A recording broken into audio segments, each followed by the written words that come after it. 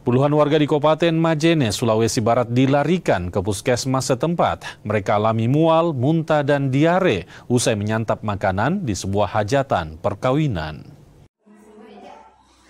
Puluhan warga desa Salutahongang, Kecamatan Malunda, Kabupaten Majene, Sulawesi Barat, jalani perawatan di puskesmas Malunda.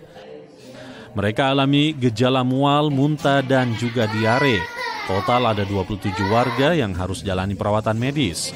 Mereka sebelumnya menyantap makanan di sebuah acara hajatan pernikahan.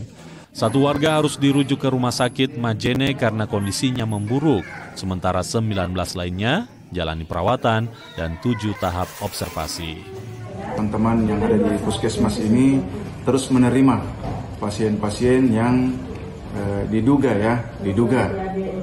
keracunan makanan. Jadi kami belum bisa memastikan apakah dia keracunan makanan atau tidak karena itu belum ada hasil dari investigasi. Ya, jadi untuk data yang masuk di Puskesmas Malunda saat ini, untuk yang dirawat di puskesmas yaitu sebanyak 19 orang, kemudian yang diobservasi sebanyak 7 orang, kemudian yang dirujuk 1 orang.